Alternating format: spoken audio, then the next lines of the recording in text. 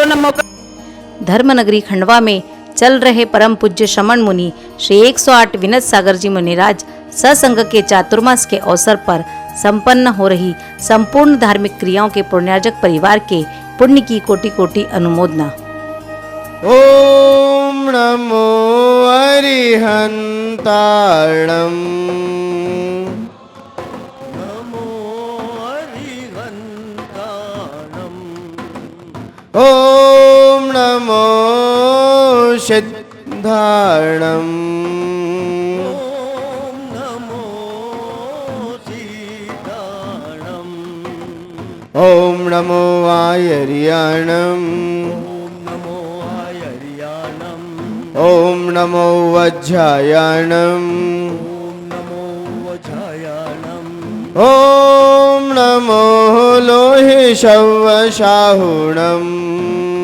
ॐ नमो लोहे सवसाहुणम् ओम नमो लोहिषवशाहुणम् ॐ नमो लोहे सवसाहुणम् आपने आपको आप में वर लिया आपने आपको आपने वर लिया चेतना को स्वयं ही प्रखर कर लिया चेतना को स्वयं ही प्रखर कर लिया वीतरागी प्रभु हे महावीर जन वितरागी प्रभु हे महावीर दिन आदिनाथ प्रभु तुम हो तारण तरण आदिनाथ प्रभु तुम हो तारण तरण आपके दोई चरण में विनम्र नमन आपके द्विचरण में विनम्र नमन त्याग के रोपतम धर्म के रोपतम त्याग के रूप तुम धर्म के रूप तुम ज्ञान के रोपतम ध्यान के रोपतम ज्ञान के रूप तुम ज्ञान के रूप तुम हे विराग गुरु दो विरागी नयन विरागी गुरु दो विरागी नयन हे विनम्र गुरु दो मुझे अवसरण विनम्र गुरु दो मुझे अवसरण है नमन दे शरण दो समाधि मरण हे नमन दो शरण हो समाधि मरण आपके दोई चरण में विनम्र नमन आपके द्विचरण में विनम्र नमन जय बोलिए अनंतानंद सिद्ध परमेष्ठी भगवान की जय हो। जय बोलिए प्रथम तीर्थंकर श्री ऋषभनाथ भगवान की जय हो। दिवाई दिव्य कजर चिंतामणि पार्श्वनाथ भगवान की जय हो। धर्म तीर्थ शासन नायक अंतिम तीर्थंकर भगवान महावीर स्वामी की जय हो। परम पूज्य आचार्य भगवंत गुरु श्री मानतुंग महामुनिराज की जय हो। आचार्य भगवंत गुरु श्री विराट सागर जी गुरुदेव की जय हो। उच्चारणाचार्य 108 श्री विनम्र सागर जी गुरुदेव की अहिंसामयी जैन धर्म की जय हो। मुनि श्री विनत सागर जी महाराज की, मुनि श्री विश्वमित्र सागर जी महाराज की, मुनि संघ की। भक्तामर प्रणत मौलिमणि प्रभाणा मुद्योतकं दलित पापतमोवितानम्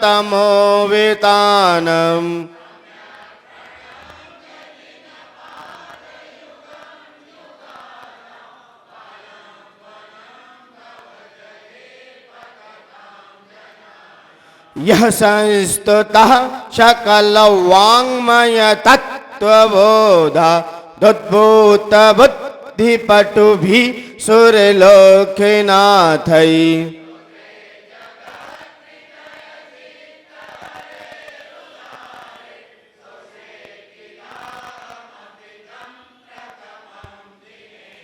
स्वर्गापवर्ग गम मार्ग विमार्ग निष्ठा सद्धर्म तत्व कथनैक पटस्त्रिलोक्यः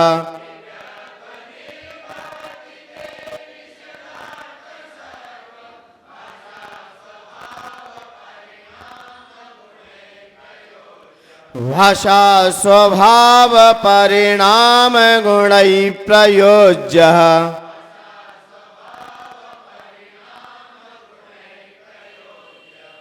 आचार्य भगवंत मानतुंग महामुनिराज तीर्थेश आदि ब्रह्मा आदि प्रभु की भक्ति में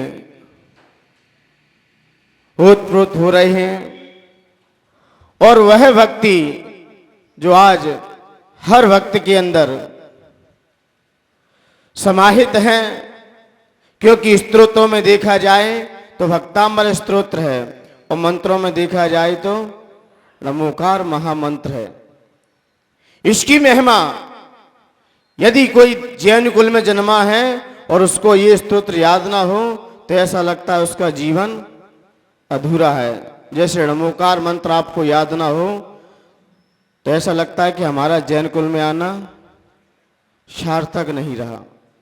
तो यहां पर वही महामंत्र की अर्चना आचार्य भगवंत मानतुंग गुरुदेव कल उन्होंने उस दिव्य देशना के बारे में बताया, क्योंकि देशना है, देशना के माध्यम से ही हम उठ भी सकते हैं और गिर भी सकते हैं। एक वाणी ही है, हम व्यक्ति को अपना ही बना सकते हैं और अपने से दूर भी कर सकते हैं। माध्यम क्या है? वाणी है। वाणी कल आचार्य भगवंत ने वह दिव्य देशना देते हुए सभी को संबोधन किया कि वाणी मधुर हो, मिठास हो, जिससे हर व्यक्ति के अंदर शीतलता और शांति का वास हो। जैसे ही वाणी गिरी तैसे ही लोग जाके समुद्र में जाके बैठ गए और कहा भी गया है, हो मिठास गरवाणी में प्रीति बड़े हर प्राणी में, हो मिठास गरवाणी में प्रीति बड़े हर प्राणी में।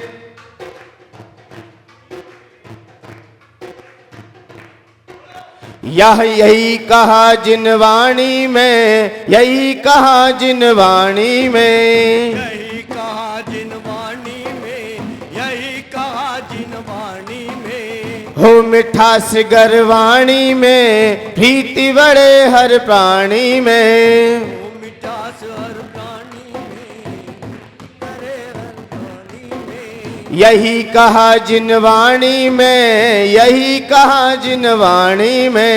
यही कहा जिन वाणी में, यही कहा जिन वाणी में। अमृत गुले कहानी में फूल झरे गणवाणी में,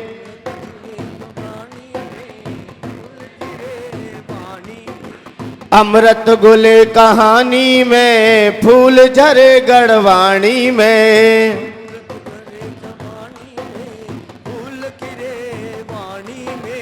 वाणी व्यक्ति का हो, वाणी व्यक्ति का व्यक्तित्व बताए रे, जीवन है पानी की बूंद कब मिट जाए रे, जीवन है पानी की बूंद कब मिट जाए रे। होनी अनहोनी हो, होनी अनहोनी कब क्या घट जाए रे, जीवन है पानी की बूंद कब मिट जाए रे, जीवन है कब मिट जाए रे। आचार्य भगवंत कह रहे कि वाणी हमारा व्यक्ति का व्यक्तित्व बताती है। वाणी से सब पता चल जाता है, क्योंकि वाणी ही हमारे जीवन में सब कुछ खोल देती है। व्यक्ति मौन रहे तो सब ढक जाता है और बोल दिया तो सब पता चल जाता है। आपका कितना अध्ययन है, आपकी क्या एजुकेशन है, क्या संगति है और क्या व्यवहार है आपका, वाणी से सब पता चल जाएगा। एक वाणी ही है। इसलिए आचार्य भगवंत ने वह वाणी के बारे में कल चर्चा करते हुए कहा कि वाणी से हम सबको अपना बना सकते हैं, अच्छे से अच्छे दुश्मन को भी झुका सकते हैं। किसके माध्यम से? एक वाणी के माध्यम से। जब दुर्योधन को भीलों ने पकड़ लिया, जकड़ लिया, तो दुर्योधन के अंगरक्षक दौड़ते हुए पांडवों के पास गए। पांडवों के पास गए, जाके भीम के चरणों में जाके गिर पड़े, बोले आपके भाई को तो भील ने पकड़ लिया है। तो भीम ने कहा अच्छी बात है, पकड़ लिया है, क्योंकि युद्ध तो मुझे उनसे ही करना है। तब वहां पर अर्जुन भी थे, और कौन थे? अर्जुन भी थे। अर्जुन ने कहा ये गलत है, ये गलत है। युधिष्ठिर भी सामने आ गए। युधिष्ठिर ने कहा जो शरण में आ गया है उसकी सहायता करना चाहिए, दुश्मनी भी भूल जाना चाहिए। जब हमारा दुश्मन भी हमारे चरणों में गिर पड़े, कोई सहायता मांगे, तो हमें फिर उसकी सहायता करना चाहिए, क्योंकि झुक गया है। अब अपनी दुश्मनी भी भूल जाना चाहिए। तब उन्होंने, युधिष्ठिर ने कहा चलो हम चलते हैं। तब अर्जुन ने कहा नहीं भाई, मैं हूं, मैं संभाल लूंगा। अर्जुन गए, अर्जुन उस अंगरक्षक के साथ गए, और जाते ही जैसे ही भील को देखा सामने, और दुर्योधन भी पीड़ों से बंधे पड़े, तो भीलों ने संकेत कर दिया सभी भीलों से कि सामने अर्जुन अपनी सेना को लेकर सामने खड़े हैं। तो भील भी सतर्क हो गए, सबने अपने अपने प्रत्यंचा पर तीर चढ़ा लिए, ना जाने कब युद्ध छिड़ जाए, क्योंकि पांडव हैं। जैसे ही अर्जुन सामने आए, और भील का जो मुखिया था, जो सरदार था, उसके पास जाके जब मिले, तो अर्जुन ने सिर्फ इतना ही कहा, हे भील, हे भव्य जीव, मैं मानता हूं दुर्योधन ने आपकी बहन के साथ दुष्पाप किया है, दुष्चरित्र व्यवहार किया है, मैं मानता हूं, क्योंकि आदत है, लेकिन मैं आपसे उसकी भीख मांगने आया हूं। यदि दुर्योधन ने आपकी बहन को गलत निगाहों से देखा हो तो मेरी आंखें फोड़ लो। यदि इन हाथों से भी स्पर्श किया हो तो मेरे हाथ काट लो। पैरों से भी कुछ प्रताड़ित किया हो तो मेरे पैर निकाल दो, लेकिन मेरे भाई को छोड़ दो। अर्जुन के ऐसे करुणा भरे शब्द से, इतनी लघुता विनम्रता भरे शब्द से भील का सरदार भी नतमस्तक होके झुक गया। वो सोच रहा, उसने कहा मैंने तो सोचा कि ये युद्ध तो बड़ा चरम सीमा पे होगा, ये तो बाणों के द्वारा युद्ध होगा, लेकिन आपने तो बाणों का काम आपने तो वाणी से कर दिया। जो काम बाणों से होना था वो कार्य किससे हो गया? एक वाणी से हो गया, और मान्यवर वहीं से। इसलिए कहा ना, वाणी व्यक्ति का व्यक्तित्व बताती है। खान पान हमारे खानदान का पता लगा देता है, और वाणी से पता चल जाता है कि आपका व्यक्तित्व क्या है,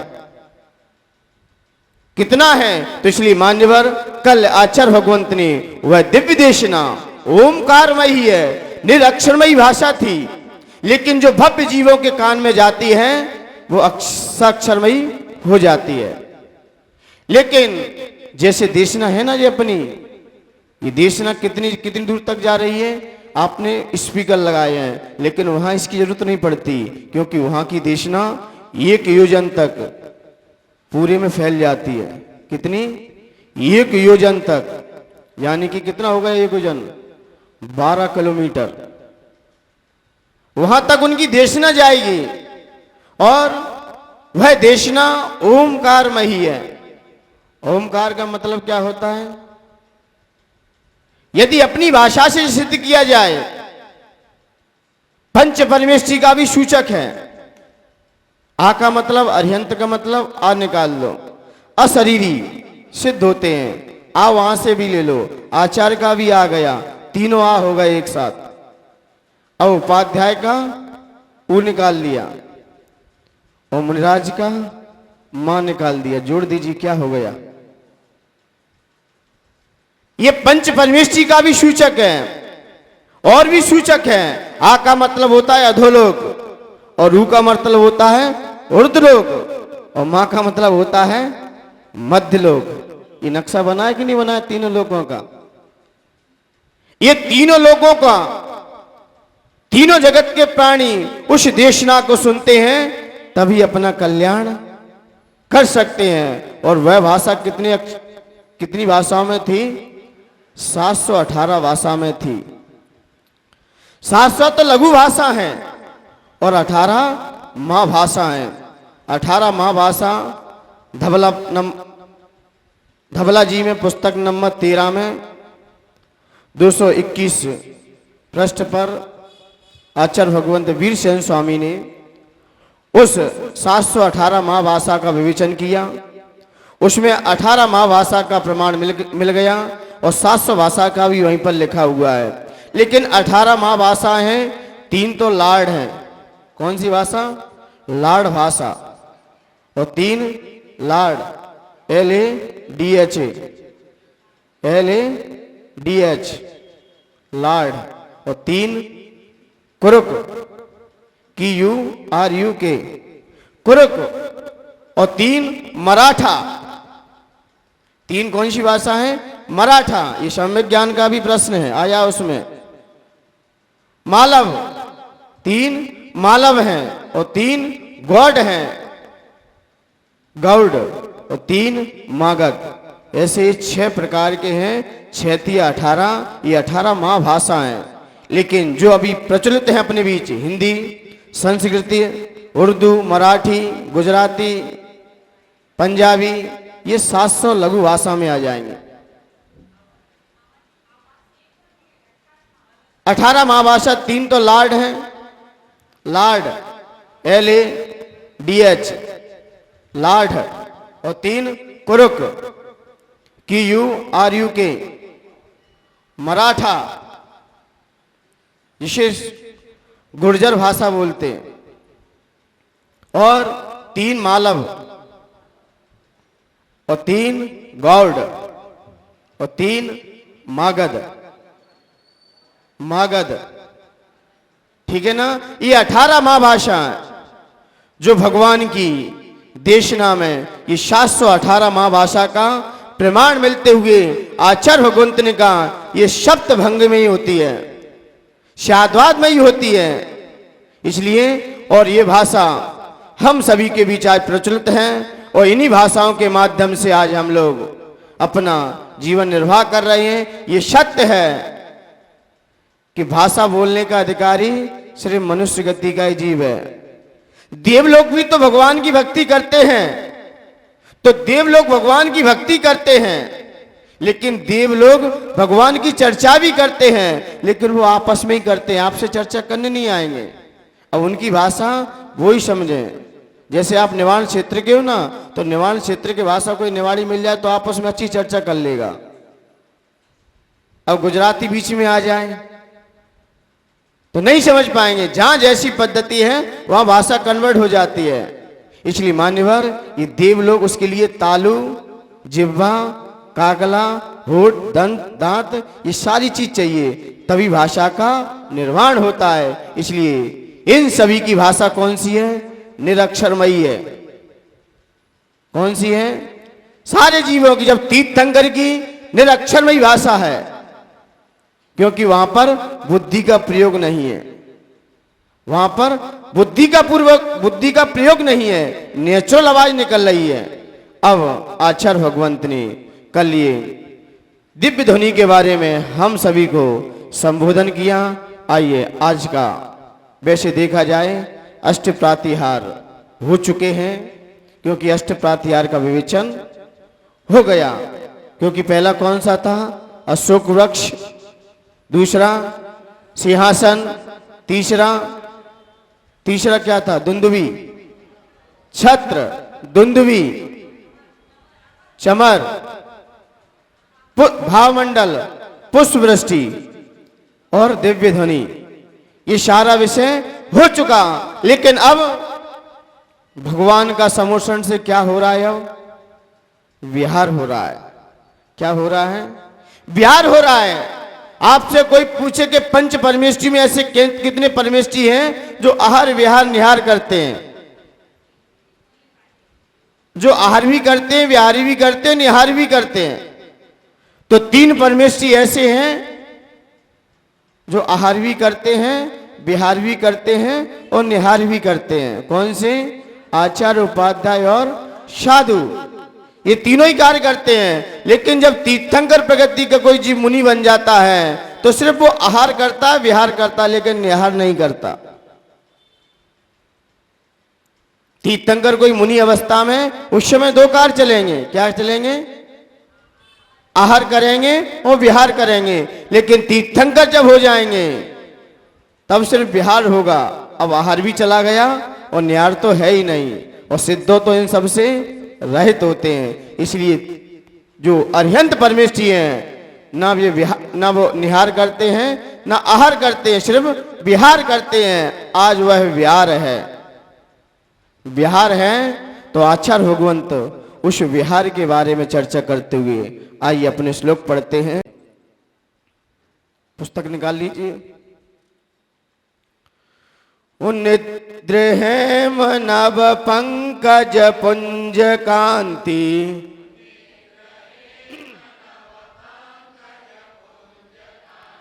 उन्निद्र हेम नव पंकज पुंज कांति,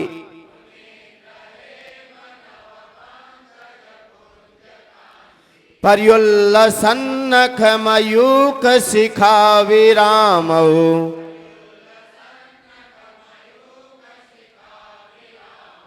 पदौ पदानि तव यत्र जिनेन्द्र धत्तः,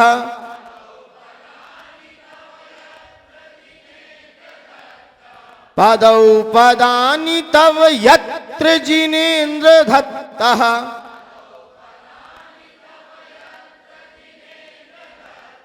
पद्मानि तत्र विबुधा परिकल्पयन्ति,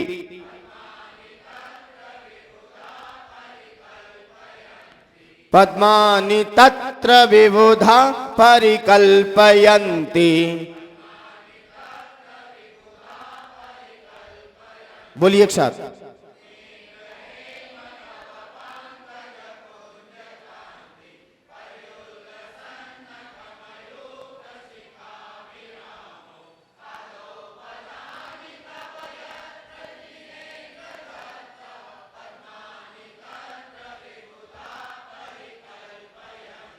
एनी प्रॉब्लम?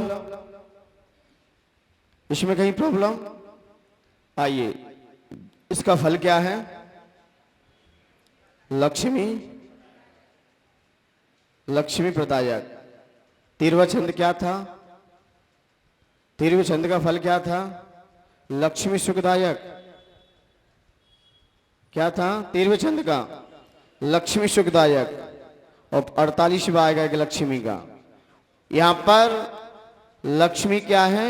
लक्ष्मी को प्रदान करने वाला। और हर व्यक्ति को किसी ना किसी लक्ष्मी की आवश्यकता रहती है, हर किसी को। लेकिन ये लक्ष्मी प्रदायक है तो, लेकिन हमारा जैसा ज्ञान होता है वैसी हमें लक्ष्मी प्राप्त होती है। जैसा ज्ञान है हमें वही लक्ष्मी चाहिए। फिर व्यक्ति को जो मन में आ जाए, जैसा उसे ज्ञान हो गया है, जैसा उसे बोध है, वह उसी लक्ष्मी के पीछे दौड़ जाएगा। वह दौड़ जाएगा, उससे कोई नहीं कहेगा। क्योंकि हमें जैसा ज्ञान होता है हम वही वस्तु पाना चाहते। फिर मिले ये बात की बात है, लेकिन हमारी चाहत, हमारा रुझान, हमारा ध्येय उसी को पाने के लिए होता है। लेकिन आचार्य भगवंत ने कहा है ये लक्ष्मी को प्रदान करने वाला है। लेकिन लक्ष्मी आती कैसे है? लक्ष्मी जीवन में आती कैसे है? तो आचार्य भगवंत कहते हैं श्रेष्ठ भावना रखो, आपकी अच्छी भावना है, अच्छे विचार हैं, एक दूसरे से प्रेम है, वात्सल्य है, लक्ष्मी का वास अपने आप हो जाएगा। जब रात्रि में सेठ जी सो रहे थे और उन्हें रात्रि में सपना आया और सपने में लक्ष्मी आई। उसने कहा सेठ जी मैंने आपके पास बहुत रह लिया, मैंने आपके पास बहुत रह लिया, अब मुझे आपके पास नहीं रहना, मुझे जाना है। तो सेठ जी तो बड़े हाथ पैर ढीले पड़ गए, बोले लक्ष्मी आप क्यों जा रहे हो? आपकी वजह से ही तो लोग मेरा सम्मान करते हैं समाज में, आपकी वजह से ही तो लोग मेरा आदर करते हैं, लोग जयजनंद कर लेते हैं, और आप ही चले गए तो फिर मुझे कौन पूछेगा, कौन पूछेगा, कौन मुझे सम्मान देगा? आज जो मेरा समाज में आदर सम्मान है, ये धन है, तो लोग हाथ जोड़ लेते हैं। आप मत जाइए, आप मत जाइए। उसने बहुत अनुनय विनय की, क्योंकि आपके खातिर मैंने संतों का समागम करना भी छोड़ दिया है। आपकी पूजा के खातिर ना मैं संत के पास जाता हूं, ना जिनालय में जाता हूं, ना भक्ति करता हूं, सिर्फ आपकी रक्षा में रहता हूं। तो लक्ष्मी ने कहा मैंने कब मना किया कि वहां मत जाओ, इसलिए तो मैं जा रही हूं। तूने वहां जाना छोड़ दिया है, वक्त पे कहीं हमें ना छोड़ दो तुम, इससे पहले हम ही चले जाएं। लोग थोड़े चंद पैसे क्या हो जाते हैं, धर्म को पहले भूलते हैं। तो लक्ष्मी ने कहा मैं तो जा रही हूं अब। उसने बहुत अनुनय विनय किया, और लक्ष्मी का स्वभाव ही चंचल है, लक्ष्मी सरस्वती का स्वभाव ही चंचल है। लक्ष्मी का स्वभाव कैसा है? चंचल है, वो एक जगह नहीं रहती। इसलिए आप देखना लक्ष्मी का फोटो और सरस्वती का फोटो, लक्ष्मी का फोटो जब भी मिलेगा तो, और सरस्वती का बैठा हुआ मिलेगा।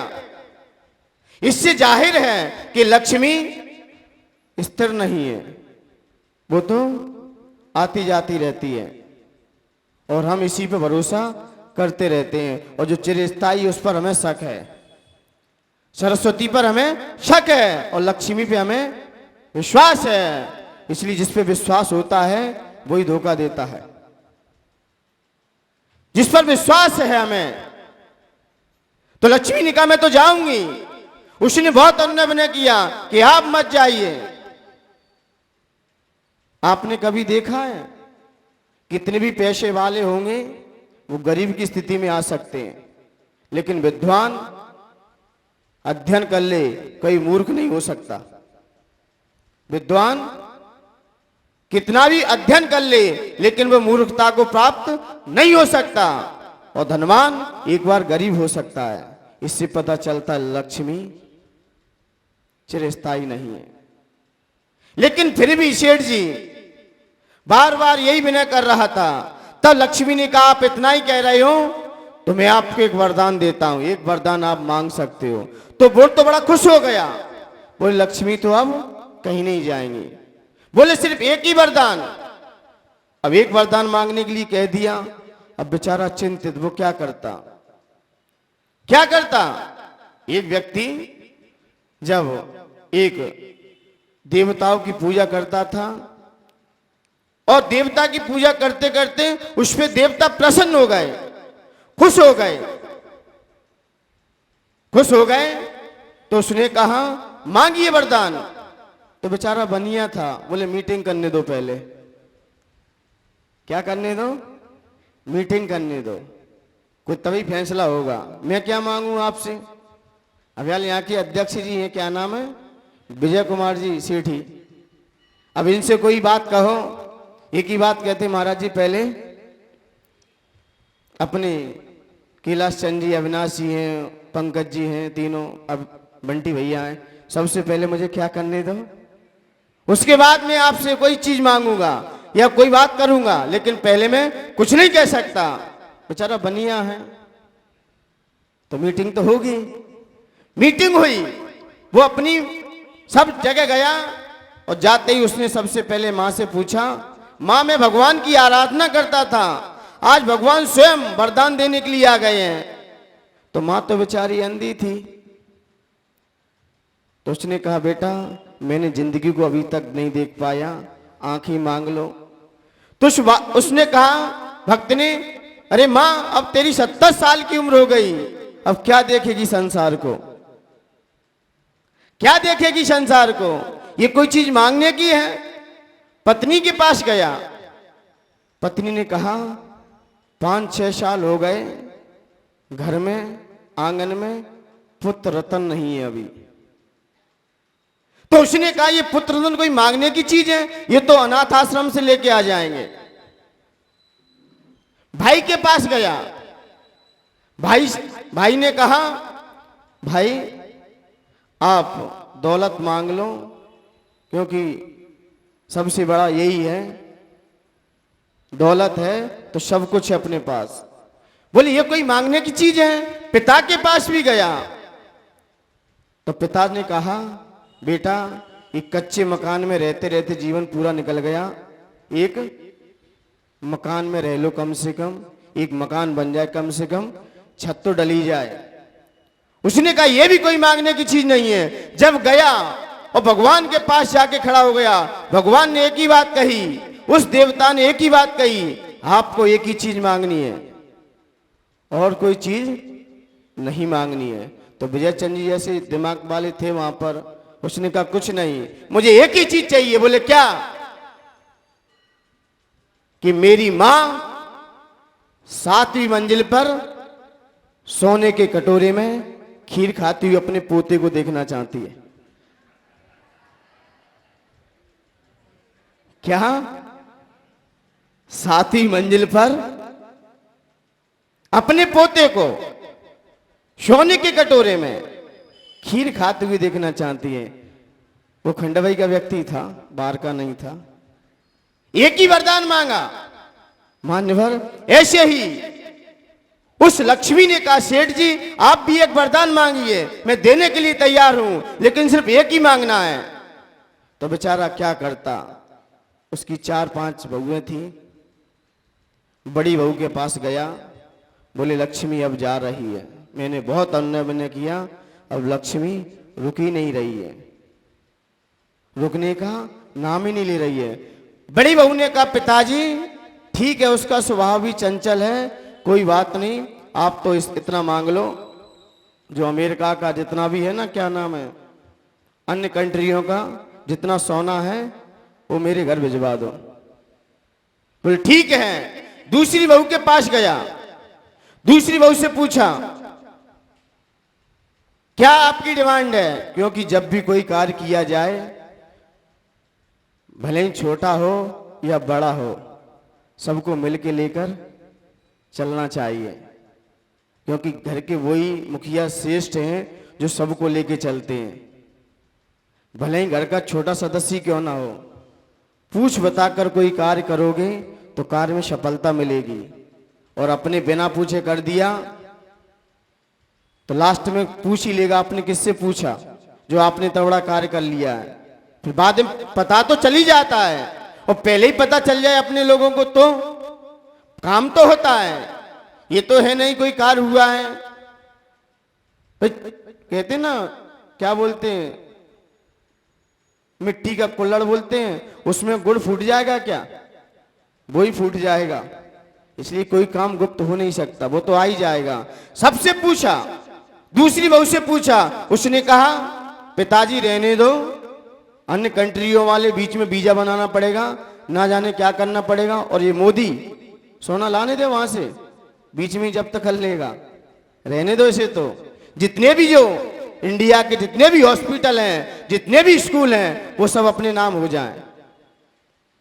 ये किसकी थी? दूसरी बहू की। और तीसरी बहू के पास जैसे ही गया, बोले छोड़ो स्कूल हॉस्पिटल, कौन देगा, अपने अपने जो अपने नगर की जमीन है वही अपने नाम करा लो। क्योंकि जैसी सोच मैंने कहा ना, वैसा ही जैसा ज्ञान वैसी लक्ष्मी मिलेगी उसको। तो जैसा जैसा ज्ञान था वैसी वैसी लक्ष्मी की डिमांड थी सबकी। लेकिन वो सबसे छोटी बहू के पास गया, और छोटा वैसे ही। सब लोग जानते हैं बड़ा बुद्धिमान भी होता है और देखा भी जाता है माता पिता या तो बड़े भाई के साथ रहेंगे या तो फिर घर के माता पिता होते हैं ना, या तो फर्स्ट या लास्ट। आपने न्यूज़पेपर देखा है ना, या तो फर्स्ट पे अच्छी न्यूज होगी या पीछे, बीच में तो भर दिया जाता है। बीच में क्या होता है, भर दिया जाता है। ऐसे ट्रेन की या तो इंजन पावरफुल होगा या लास्ट का गार्ड का डिब्बा, बाकी तो बीच के तो आज इधर उधर घूमते रहते हैं। बीच के डिब्बे तो इधर उधर घूमते रहते हैं और बीच का व्यक्ति वैसे ही खतरनाक होता है। विस्पति बोलते हैं ना बीच का। लेकिन उसने छोटी बहू से मीटिंग की, बेटा आज लक्ष्मी जा रही है और आपको आज ही कुछ मांगना है। बोले मैं क्या मांगू, इतनी बड़े बड़े लोग हैं उन्होंने मांग लिया। नहीं, फिर भी मैं आपसे मांग रही हूं, फिर भी मैं आपसे कुछ पूछना चाहती हूं। बोले पिताश्री, ये जमीन जायदाद हॉस्पिटल सोना मिले या ना मिले, लेकिन आप तो लक्ष्मी से इतना कह देना, बस इतना निवेदन कर देना कि हम चारों बहुए हैं, बस एक थाली में बैठ के भोजन कर लें। आप कुछ मत मांगना, आप कुछ मत मांगना। आप जाएं तो आज नहीं कल नहीं आज चली जाएं, हमें कोई उससे फर्क नहीं पड़ता है। लेकिन जो हमारे घर में जो चार बहुएं हैं ना, वो एक साथ बैठकर बस एक थाली में भोजन करती रहे, हमें कोई किसी की आवश्यकता नहीं है। तो जैसे ही लक्ष्मी के पास सेठ जी गए, बोले लक्ष्मी आपको आज जाना है, चली जाओ, बस एक वरदान दे के जाओ जो आपने कहा। बोले क्या? हाँ, कि मेरी जो बहुएं है ना परिवार, बस शाम को एक जगह बैठकर भोजन करता रहे, भोजन करता रहे, एक साथ रहे। तो लक्ष्मी तो करी अब नहीं जाऊंगी मैं। क्यों? जहां सुमत है वहां संपत है, जहां प्रेम है वहां धन है। कोई मांगने की आवश्यकता नहीं है। प्रेम से रहिए, एक दूसरे के भाव को जानिए। हम प्रेम से रहेंगे, हमारी समाज में भी बरकत रहेगी, हमारे परिवार में भी बरकत रहेगी और प्राणी मात्र के अंदर संपत्ति रहेगी। प्रेम है, प्रेम से ही भगवान की संपत्ति को पा सकते हो। ये प्रेम वात्सल्य के माध्यम से ही हम भगवान की गुणों को पा सकते हैं, भगवान की संपत्ति को पा सकते हैं। एक प्रेम से ही। मीरा किसकी दीवानी थी? प्रेम की दीवानी थी। भगवान आ गए। सबरी एक प्रेम की दीवानी थी, वात्सल्य था, भक्ति थी। राम भी चल के आ गए। चंदनवाला एक भक्ति थी, प्रेम था, लगाव था। भगवान महावीर स्वामी स्वयं चल के आ गए। भगवान की संपत्ति भी मिलेगी तो प्रेम से ही मिलेगी। इसलिए मान्यवर, हमारी समाज भी चाहे महावीर जयंती हो और चाहे फिर क्षमावाणी पर्व हो, कम से कम प्रेम से तो रह लो एक दिन। उस दिन तो कम से कम एक छत्र में बैठ जाओ, उसी छाया में तो बैठ जाओ। क्योंकि भगवान महावीर स्वामी ने कभी किसी को खंड खंड का उपदेश नहीं दिया, जिसको भी दिया है अखंडता का दिया है, क्योंकि वो स्वयं अखंडित थे। और मुझे अवगत है कि जो क्षमावाणी पर्व जो खंडवा मनेगा वो खंड खंड करके मनाए क्या खंड मनाए। भले ही इसका नाम क्या है, क्या नाम है इसका? खंडवा। लेकिन यहां की जो क्षमावाणी है वो खंड में नहीं, अब अखंडता को लिए हुए रहेगी। अब यहां पर भी जो क्षमावाणी पर्व है, मुझे अवगत मिला कि महाराज जी इसका नाम ही खंडवा है और हमारी समाज ही। मैंने कहा नहीं, संगठन में रहिए, प्रेम से रहिए। आपकी समाज में प्रेम है, वात्सल्य है, समाज में अपने आप जुड़ाव मिलेगा, कुछ मिलेगा, बरकत होगी। उसी को भगवान का आशीर्वाद मिलता है। जो किसमें रहते हैं सबको लेके चलते हैं। आज के पुण्यार्जक का क्यों सम्मान रखा? क्योंकि ये सबको लेके चलते, कोई महाराज जी आ जाए कोई भी महाराज जी आ जाएं, ये तो सिर्फ पीछी कमंडल देखते हैं और नमस्कार कर देते हैं। ये क्या है? उनके गुण उन पे ही जाने, मुनि के गुण मुनि ही जाने, मैं क्या जानूं। तो जहां ऐसा विचार होगा लोगों का, वहीं पर भगवान का आशीर्वाद बरसता है। और जहां खंड खंडा समाज हो जाए तो भगवान भी क्या कहेंगे, इनको क्या दें।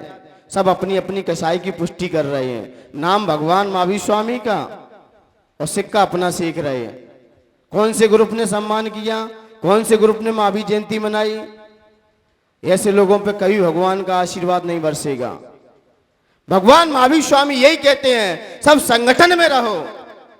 और यही तो सरकार कहती है कि आपका संगठन मजबूत है तो हम आपके साथ हैं, और आप ही खंड खंड हो जाओगे तो सरकार भी पीछे फेंक देगी। जहां बहुमत ज्यादा होता है वहां सरकार भी आपका साथ देती है, और बहुमत हमारा गिर जाता है तो सरकार भी किनारा कर जाती है। और हम भी चाहे परिवार में रहें, चाहे समाज में रहें, कहीं भी रहें, लेकिन कोई कार्य आए तो एक हो जाए। चाहे महावीर जयंती हो, फिर चाहे क्षमावाणी पर्व हो, अलग अलग मना लो। ये त्योहार आते हैं वो अलग अलग कर लो, लेकिन जो मुख्य पर्व आते हैं जो सरकार ने हमें बड़ी सुरक्षित दिए हैं, हम भी उस सुरक्षित उनको रखे रहें। बस छोटी बहू ने सिर्फ कहा कि बस प्रेम से रहूं। तब लक्ष्मी से पूछा सेठ जी ने कि आप कहां रहती हो, तो लक्ष्मी ने एक ही बात कही, सेठ जी, गुरु यत्र पूज्यते वाणी यत्र सुसंसिता अदत्तो कलहो यत्र तत्र शक्र वहम अहम। हम वहां नहीं रहते जहां कलह रहती है।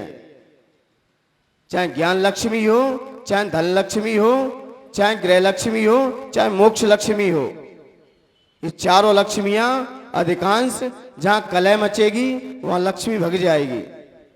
जहां संकलेश परिणाम करोगे लक्ष्मी किनारा करेगी।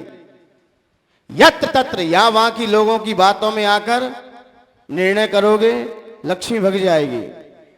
आप अपनी आत्मा से पूछकर निर्णय करो, सत्य निकलेगा वहां से। और जिस घर में गुरुओं का सम्मान होता हो, गुरु यत्र पूजते, जिस घर में गुरुओं का सम्मान होता हो, गुरुओं का आदर होता हो, वहां पर लक्ष्मी का वास होता है। वाणी यत्र सुसंसिता, वाणी में मधुरता हो, वाणी में क्या हो, मिठास हो। आप कितने भी बड़े हो जाओ, लेकिन वाणी पर ध्यान दो। वाणी पर, क्योंकि वाणी में कंजूसी क्यों करें, वाणी में क्या जा रहा है, वाणी अच्छी बोलें। और जहां सुमत है, जहां प्रेम है घर में, वहीं पर मेरा वास होता है, और मैं कहीं वास नहीं करती हूं। इसी लक्ष्मी की बरकत करनी है, लक्ष्मी को संजो के रखना है, तो तीन चीज पर बहुत ध्यान देना होगा। नंबर एक, गुरुओं का सम्मान, गुरुओं का आदर, और आपस में प्रेम से रहो, वात्सल्य से रहो। और तीसरा, सुसंसिता, मिठास, आपकी वाणी में मिठास हो, लक्ष्मी कहीं नहीं जाएगी, लक्ष्मी आपके पास ही लिखी। इसलिए मान्यवर यहां पर वह लक्ष्मी देने वाला है, और भगवान के चरणों में भी लक्ष्मी छोड़ नहीं रही है। समोसन से छोड़ा, जैसे नीचे कौन सी लक्ष्मी आ गई, वे भी तो संपत्ति, वो भी लक्ष्मी, भगवान के पीछे भी लक्ष्मी पीछे ही कर रही है। भगवान के पीछे भी लक्ष्मी पीछे ही कर रही है। जब भगवान आए थे 63 अरब रत्नों की वर्षा हुई 15 माह तक, और एक समय में 3.5 करोड़ रत्न बरसते हैं, और 4 समय बरसते लगभग 14 करोड़ रत्न एक दिन में बरसते थे। लक्ष्मी ने कितना पीछा किया। जब आए थे तब वो नगर को सोने का बना दिया, कितना लुभाया। और व्यक्ति थोड़ी लक्ष्मी मिल जाए, धर्म को पहले साइड फेंकेगा, और भगवान के पीछे लक्ष्मी भग रही है, शायद इसमें मोहित तो ना हो जाए। मुनि भी बन गए, मुनि बनने के बाद भी जहां पर हार होते थे, जहां पर चर्या के निकलते थे, वहां पर भी पंच आश्चर्य, वहां पर भी रत्नों की वर्षा हो जाती थी। फिर भी लक्ष्मी पीछा कर रही है। लेकिन मुनिराज बन के भी रहे, उपास भी किया, जैसे ही केवल ज्ञान हुआ फिर समोसन रचा दिया, फिर भी लक्ष्मी पीछे ही है। ये बाय लक्ष्मी पीछा कर रही है। लेकिन भगवान ने फिर समोषण छोड़ दिया, अब रहना ही नहीं है समोषण में। जैसे ही विहार किया, पग तले कर तले पग तले, जो करतल और पगतल आहार करते हैं वही शिवयात्री होते हैं। शिवयात्री किसे कहते हैं? जो पग तले विहार करते हैं और कर तले आहार करते हैं, वही शिवयात्री हैं। और बाकी तो सब यात्री हैं, उनकी तो सब यात्रा निकाली जाती है। कहते ना कौन सी यात्रा जा रही है? शिव यात्रा। लेकिन यहां कौन सी यात्रा है? यहां शिव यात्रा है। और वो कौन सी है? सब यात्रा है। वो भी निकलती ना निकलती। लेकिन भगवान की आज कौन सी यात्रा निकल रही है? विहार हो रहा है पग तले। लेकिन पग तले नीचे क्या रच दिया है? क्या है? कमल रख दिए। क्या रख दिए? कमलों को बिछा दिया है। और वो भी कमल 4 कोस का एक कमल होता है, यानी कि 12 योजन का एक कमल। और वो भी कैसा है? स्वर्णिम है। लेकिन भगवान फिर भी उससे अदर चल रहे हैं। 4 अंगुल समूषण में बैठे, सिंहासन के ऊपर भी, कमल पे ऊपर भी, फिर भी 4 अंगुल उससे ऊंचे थे। और यहां पर भी चलेंगे, विहार करेंगे, फिर भी 4 अंगुल के। जब मैं उसकी कल्पना कर रहा था कि भगवान का जब विहार होता है, जरा विचार तो कीजिए, वो सहस्त्र धारा वाला, यानी कि जो धर्म चक्र जो 1000 आरो वाला होता है, वो यक्ष राक्षस के द्वारा वो चलता है आगे। धर्म चक्र, भगवान का विहार होता है तो आगे क्या चलता है? धर्म चक्र चलता है आगे आगे। क्यों? क्योंकि जो आगे आने वाले पहाड़ आदि को भी साइड से कर देता है। कोई भी चीज आए, भगवान जैसे देखा है ना आप, कोई जब भरत चक्रवर्ती चलता था तो उसके आगे चक्ररत्न आगे चलता था। जब कोई बड़ा व्यक्ति चलता है, जब कोई बड़ा व्यक्ति चलता है तो उसके आगे पीछे बॉडीगार्ड रहते हैं, आगे भी रहते हैं पीछे भी रहते हैं। ऐसे ही भगवान के आगे वो यक्ष चलता है चक्र लेकर। और भी विषय मिला कि और भी जब कोई बड़ा मंत्र कोई भी चलता है, सिक्योरिटी गार्ड आगे हो जाते हैं। क्यों? कोई दिक्कत ना आए। जैसे मुराज हार के लिए निकलते अपने दोनों यहाँ के कैंडिडेट आगे हो जाते हैं कि हमारे आराध्य पर कोई आंच ना आए। ये इनकी भावना, ये भक्ति है। भक्ति या तो पागल कर सकता है या फिर दीवाना। भक्ति 2 ही लोग करते हैं, या तो दीवाना होगा या फिर पागल होगा। ये 2 ही भक्ति। और भक्ति में सिर्फ व्यक्ति पागल ही हो जाता है, उससे कुछ सुध बुध नहीं रहती। ज्ञानी लोग भक्ति नहीं कर सकते। दिमाग में रख लें, ज्ञानी भक्ति कर ही नहीं सकता। जब भी भक्ति करेगा तो या तो पागल होगा या फिर दीवाना होगा। कहते ना, भगवान से कहता है, कोई दीवाना कहता है, कोई पागल समझता है, मगर भक्त की भक्ति को सिर्फ भगवान समझता है। वही समझ सकता है उसकी भक्ति को, अन्यथा कोई समझ नहीं सकता। मीरा भी क्या थी? दीवानी थी कि नहीं थी? थी कि नहीं थी? लोग कहते तो पागल हो गया है। देखो, जब भी देखो तब देखो महाराज जी के पास, जब कोई ज्यादा आता ना महाराज जी के पास, ये तो पागल हो गया। कैलाश चंद जी को भी लोग बोल देते कभी कभार, अविनाश जी है, बंटी है, तुम तो वहीं रहो। तो या तो भक्ति यही कर सकते हैं, ज्ञानी भक्ति नहीं कर सकता। ज्ञानी तो उसमें अपना ज्ञान लगाएगा, लेकिन वो नहीं ज्ञान लगाएगा, वो तो जो है रियल भक्ति आ जाए। इसलिए मान्यवर आगे आगे चलता है। और भी अष्ट द्रव्य चलते हैं। जब भगवान का विहार होता है अष्ट द्रव्य चलते हैं। अष्ट द्रव्य कौन से होते हैं? छाता, पंखा, झारी, कलश, चमर, दर्पण, स्वस्तिक और ध्वजा। ये सारे अष्ट मंगल द्रव्य भगवान के जब विहार होता है तब चलते। समूषण में नहीं पहुंचते ये जब विहार में काम करते हैं, अपना अपना कार्य करते हैं। और भी चारों निकाय के देव अलग अलग दिशाओं में भक्ति करते हुए बड़ी कटिबद्ध चलते हैं। जैसे आपने देखा है ना, जब किसी मुराज का मंगल प्रवेश होता है प्रवेश होता है कि नहीं होता है? तो सब लोग बड़े व्यवस्थित चलते हैं, लेकिन यहाँ के लोग भी अच्छे चलते हैं जुलूस में। यहाँ की महिलाएं तो बहुत अच्छे चलती हैं जुलूस में, वो यत्त तत्त नहीं कहीं नहीं जाती, वो सीधी। यहाँ की मैं तो बाहर के लोगों की बात कर रहा हूँ, वो यत्त तत्त विचरण कर जाती हैं, एक पूर्व में तो एक पश्चिम में, लेकिन यहाँ की तो सही चलती हैं। इसलिए बड़े व्यवस्थित होकर चलते हैं, क्योंकि भगवान का विहार है, और जो भगवान के विहार में सम्मिलित हो जाता है मान्यवर, वो नियम से निर्माण को प्राप्त करेगा। मैंने पहले भी कह दिया कई बार, आप भगवान को किसी भी रूप में देख लो, जन्म होते हुए या उनके साथ खेलते हुए, आप किसी भी अवस्था में बस जीवंत भगवान होना चाहिए। आपने देख लिया, चाहे आप उन पर फूल बरसाओ, चाहे पत्थर फेंको, आपका निर्वाण फिक्स है।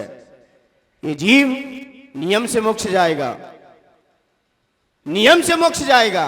आप भगवान को किसी भी रूप में देख लो, लेकिन जो संतों के विहार में जो सौंजिक हो जाते हैं, संतों के विहार में यहाँ सम्मिलित हो जाते हैं, वही आगे चल के अरिहंतों के विहार में सम्मिलित होंगे। और यहाँ संतों के विहार में सम्मिलित नहीं हुए तो अरिहंत भगवान भी आ जाएंगे, लेकिन आप घर के अंदर ही बैठे रह जाओगे। तो इसलिए मान्यवर, जब विहार होता है तो भगवान के आगे क्रम से लोग बड़े, और सौद्रमिंद्र बिल्कुल साइड में चलता है। ईशान सौद्रमिंद्र आजू बाजू रहते हैं। जब भगवान का जन्माभिषेक हो तब भी आजू बाजू खड़े रहेंगे, और जब भगवान का विहार होता है तब सौद्रमिंद्र साइड से चलता है, राइट हाथ में, और लेफ्ट में ईशान। बाकी सारे गणधर मुनि पीछे हो जाते हैं, क्योंकि ये भक्त विशेष भक्त हैं। देखे ना, कोई आचार्य के पास कोई विशेष भक्त आ जाए तो आचार्य के बगल से ही चलते, बाकी सब पीछे हो जाते। क्यों भाई? विशेष भक्त है, पुण्य है, पुण्यशाली है, क्योंकि ये भी आगे चल के एक भवातारी है। एक भव, उसी भव से आने वाले से ही मोक्ष जाएगा। इसलिए मान्यवर, वहां भी आजू बाजू से ये चलते हैं। अब भगवान के चरणों में क्या कह रहा है आचार्य भगवंत? कहां से लेना है? वो निद्र है, वह कमल कैसे हैं? निद्राएं टूट गई हैं। क्या हो गई हैं? निद्राएं टूट गई हैं। हेम स्वर्ण में नव नए नए हैं, पंकज पुष्प पुंज कांति। उन पुष्पों की क्या है? पुंज है। और पुंज कैसा है? इसके भी 2-3 प्रमाण मिले हैं कि भगवान के पूर्व दिशा की तरफ 8 पंक्तियां होती हैं, वो भी 7-7 की। लेकिन ऐसा प्रमाण भी मिला है कि पूर्व दिशा में 4 पंक्तियां होती हैं 14-14 की। लेकिन फिर भी आचार्य भगवंत ने इसमें उदाहरण रखा। फिर भी एक आचार्य श्री ने अपना मंतव्य रखा, और मेरा भी विचार आया कि अब किसी को जाते हैं, क्या कहते, 7 कदम तो कम से कम छोड़ाओ। किसी को एक्सेप्ट करना या किसी को छोड़ने जाना है, आपकी बेटी भी जाती कहीं पर, तो क्या कहते, कम से कम 7 कदम तो इसलिए 7-7 कमल भी रच दिए जाते हैं। 7 पूर्व दिशा की तरफ, ये 7-7 की पंक्तियां कितनी हो जाएंगी? 8 पंक्तियां हो जाएंगी, क्योंकि पता नहीं, क्योंकि भगवान अनियत विहारी होते हैं, उनका विहार फिक्स नहीं होता। अनियत विहारी वो कभी भी जा सकते हैं और किस तरफ भी मुड़ सकते हैं। लेकिन देवलोग पूर्व दिशा में आग्नेय कोण से ईशान कोण तक 4-4 की पंक्तियां लगाते हैं, वो भी 7-7 की लगती हैं।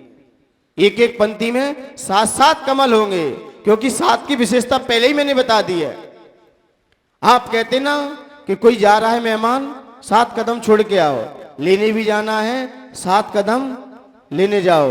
और भगवान को जब भी सूचना मिलती है तो अपने सिंहासन से उठकर 7 कदम चलकर नमस्कार करता है।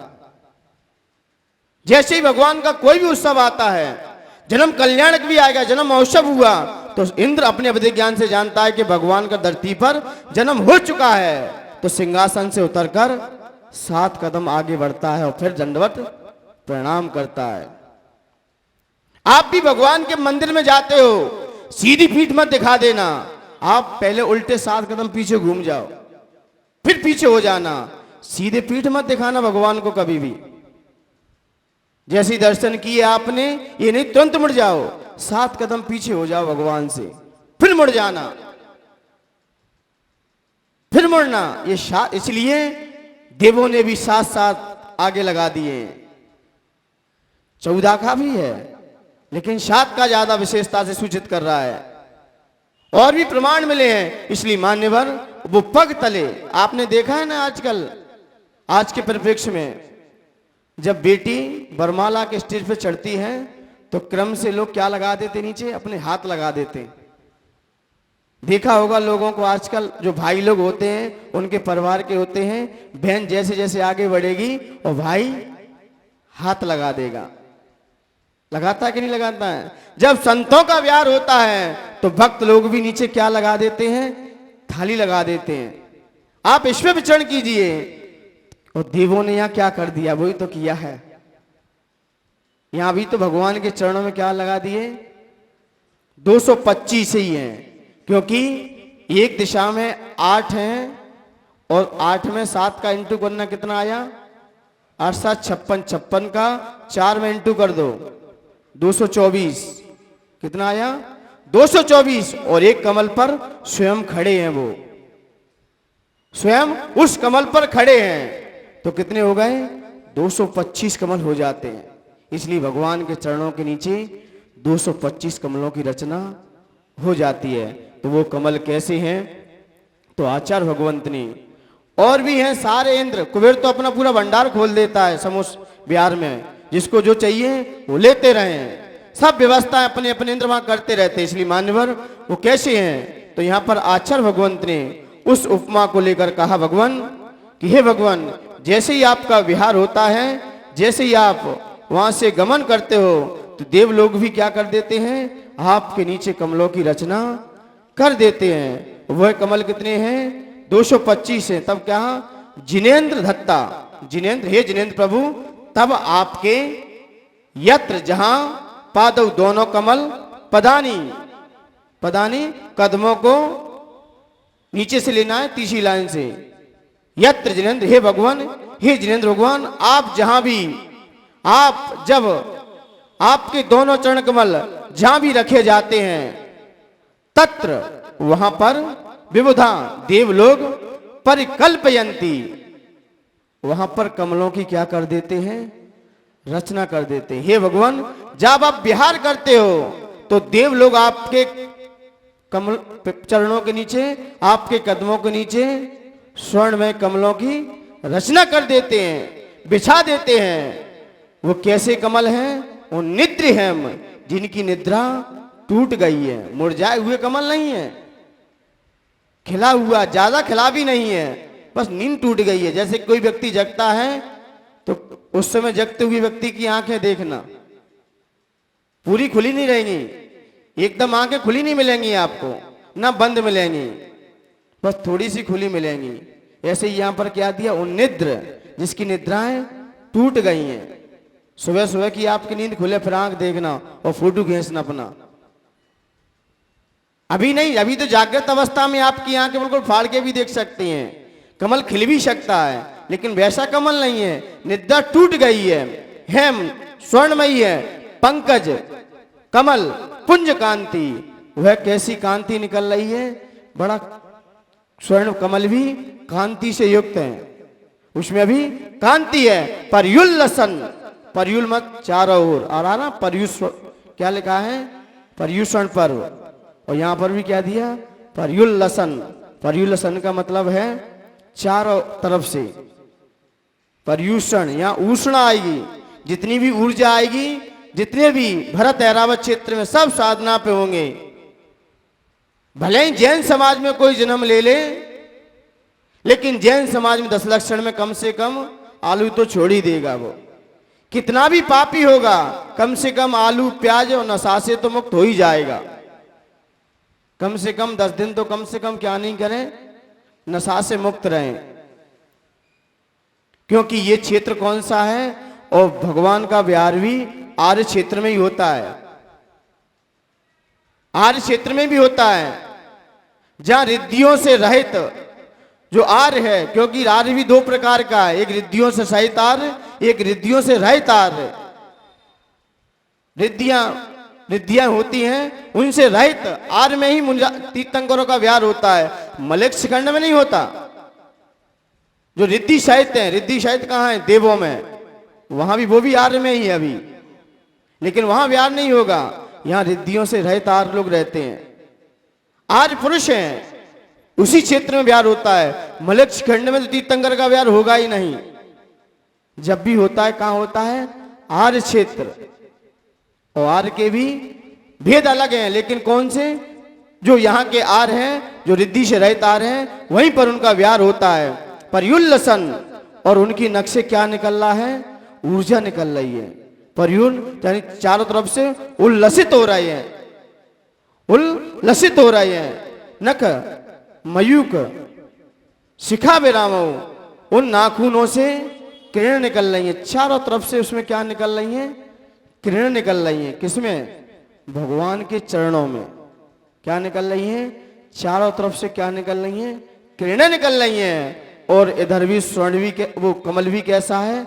स्वर्णमयी है। और दोनों का रिफ्लेक्स आपस में टकरा रहा है। और क्या दशा होगी उस समय की जब भगवान विहार करते हैं, जब सुनने मात्र से ही हमारी आत्मा में वो अनुभूति होती है, और जब हम साक्षात देखेंगे तब ना जाने हमारी आत्मा कहां से कहां पहुंच जाए, कहां से कहां विकास कर जाए। लेकिन कब? जब हमारी आत्मा विशुद्धता को लिए हो जाएगी, तभी ऊर्जा निकलती है अंदर से। इसलिए यहां पर क्या कहा भगवान?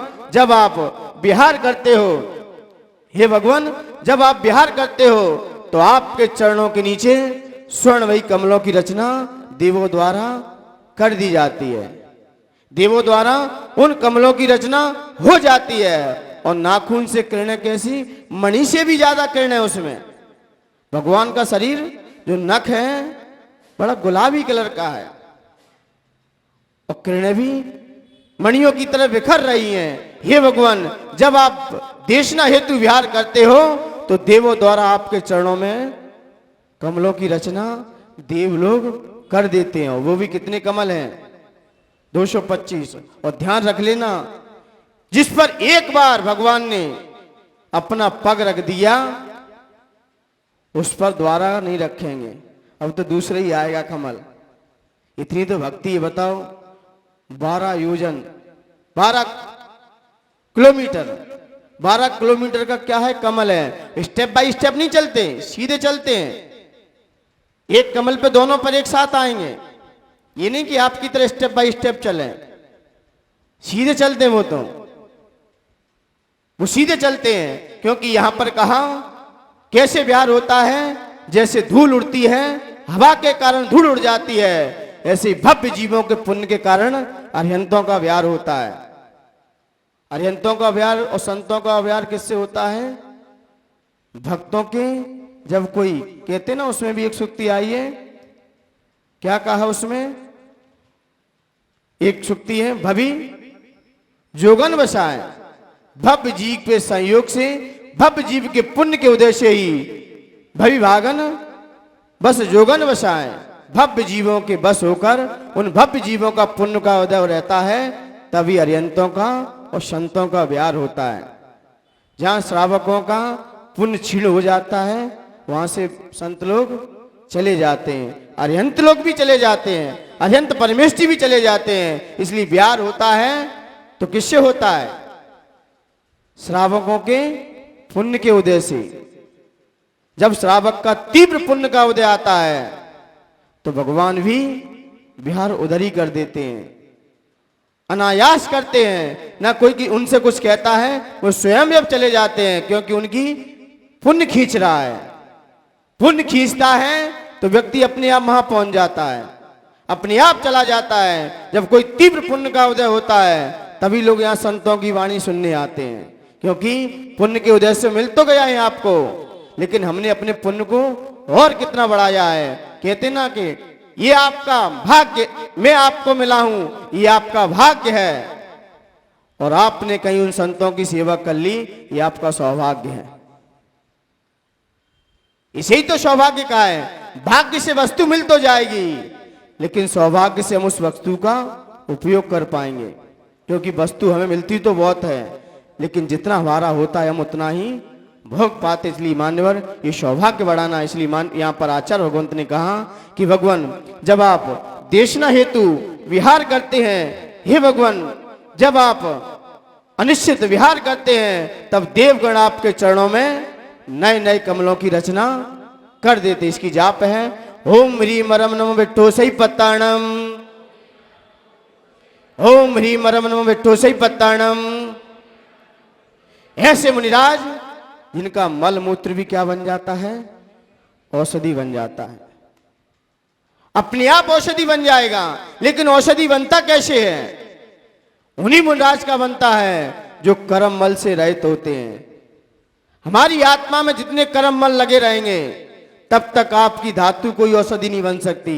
जैसे ही कर्मों को हटाते चलोगे अंदर से, आपकी हर चीज औषधि बन जाएगी, आपकी हर चीज औषधि का रूप ले लेगी।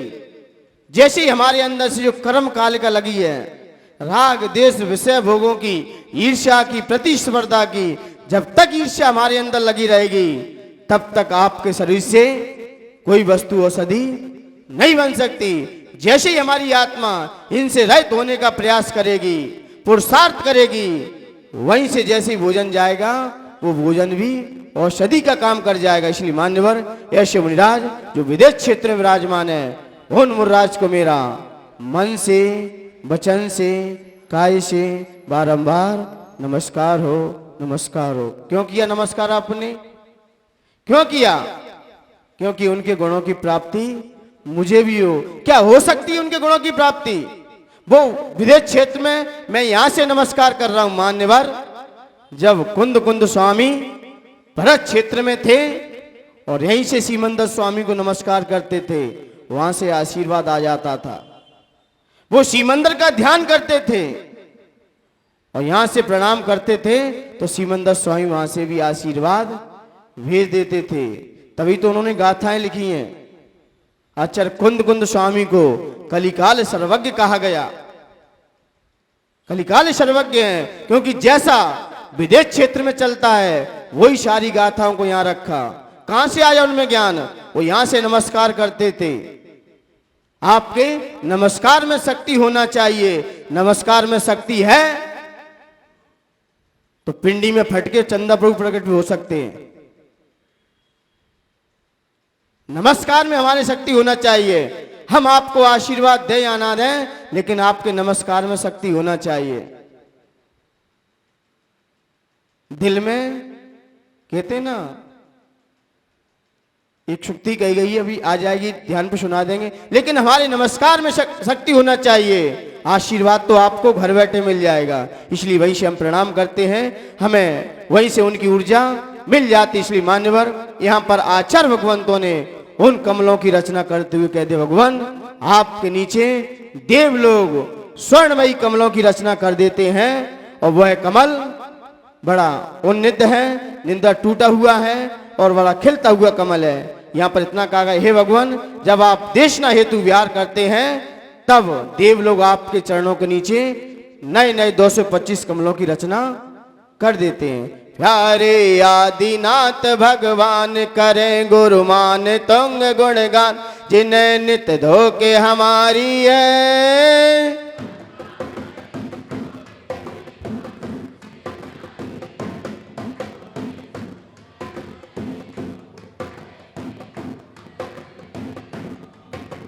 भव्यों की किस्मत से भगवन गमन आपका होता, खिले कमन नवदेव रचाते मन हर मंजर होता।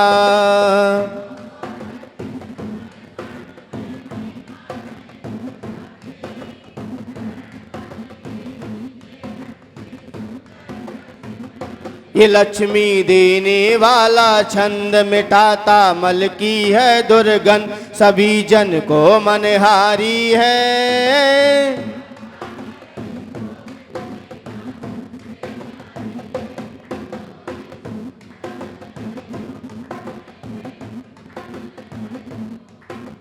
आप हैं प्रभु देश ना देने गमन करते, देव तुम चरणों में सुंदर से कमल रचते।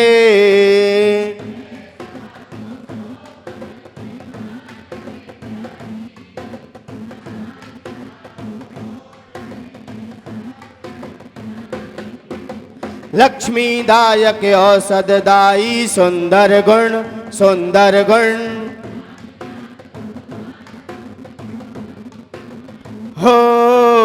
हो विनम्र भक्तांबर गाँव में पावन।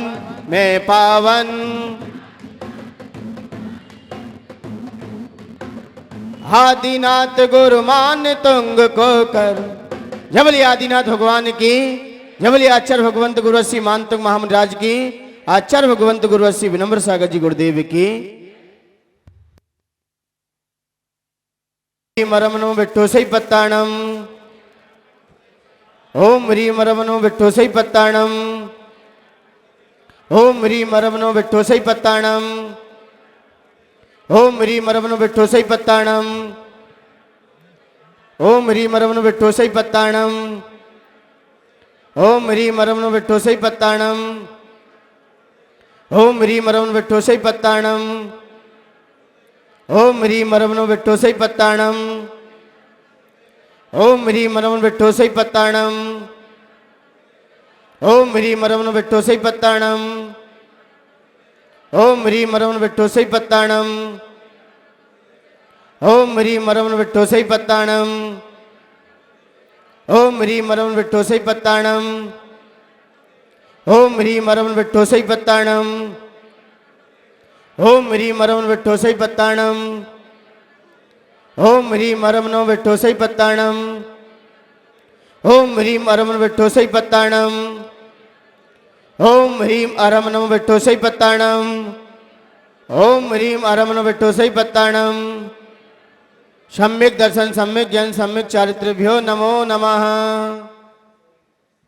दोनों हाथ मलिए और अपने बदन पर फिर लीजिए। ऐसे गुणों की प्राप्ति मुझे भी हो।